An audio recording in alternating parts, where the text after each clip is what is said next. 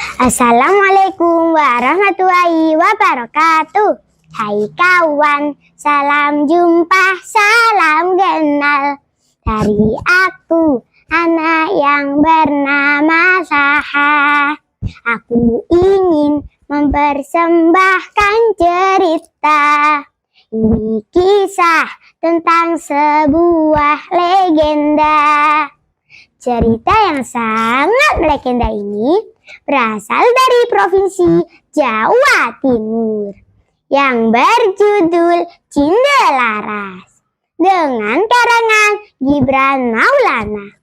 Pada zaman dahulu kala, pada masa kejayaan Kerajaan Jenggala, Raja Putra didampingi oleh seorang permaisuri yang sangat baik hati serta seorang selir yang dengki. Sang selir ingin sekali merebut posisi sang permaisuri. Ia pun bekerja sama dengan seorang kabit istana untuk memfitnah sang permaisuri. Sang putri selir berpura-pura sakit yang sangat parah sehingga sang kabit istana dipanggil untuk mengobatinya. Kabit mengatakan bahwa ada racun yang terminum oleh sang putri selir. Sang kabit menuduh bahwa sang permaisuri adalah pelakunya. Sang baginda raja pun murka, lalu menyuruh sang patih untuk mengusir sang permaisuri dari kerajaan. Sang patih disuruh untuk membawa sang permaisuri ke dalam hutan untuk dibunuh.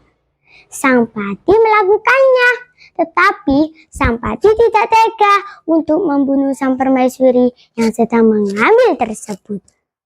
Ia hanya meminta maaf kepada sang permaisuri lalu meninggalkannya di dalam hutan sendirian. Bulan demi bulan pun berganti. Sang permaisuri memiliki anak laki-laki yang ia beri nama Cindelaras. Cindelaras tumbuh menjadi anak yang tampan dan cerdas. Pada suatu hari, saat Cindelaras sedang bermain, ada burung Raja Wali yang terbang dan menjatuhkan sebutir telur ayam.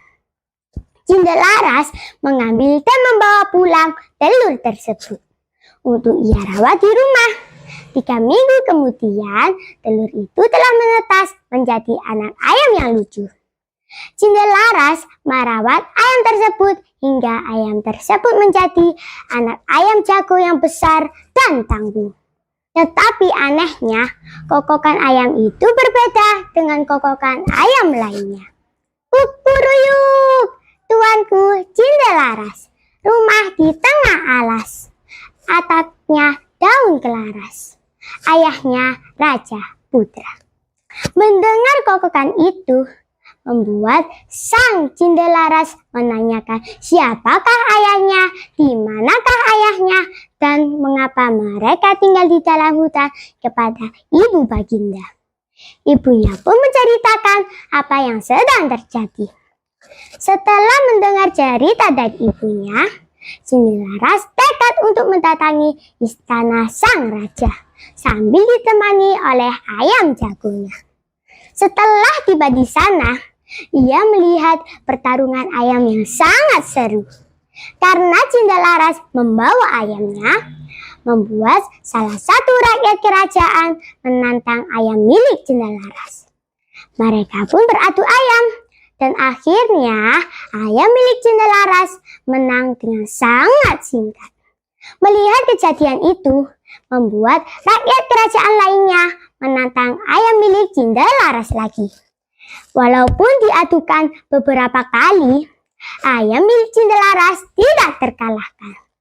Mendengar berita itu, membuat sang raja menyuruh sang patih untuk membawa pemuda tersebut ke depan hadapannya untuk ia adu kepada ayam milik baginda raja. Sebelum pengaduan, sang raja membuat kesepakatan bahwa jika Cindelaras menang, ia akan mendapatkan separuh kekayaan milik sang baginda raja. Tetapi jika Cindelaras kalah, maka ia harus dikucilkan. Gong pun berbunyi, menandakan permainan telah dimulai. Tak beberapa saat, Ayam milik Cendalaras akhirnya menang dengan sangat telak. Sang raja bersedih karena harus kehilangan separuh kekayaan milik Baginda. Ia mengakui bahwa ayam milik Cendalaras memang hebat. Setelah kemenangan itu, ayam milik Cendalaras berkokok dengan sangat aneh lagi. Kukuruyuk, tuanku Cendalaras, rumah di tengah alas, atapnya daun telaras, ayahnya Raja Putra.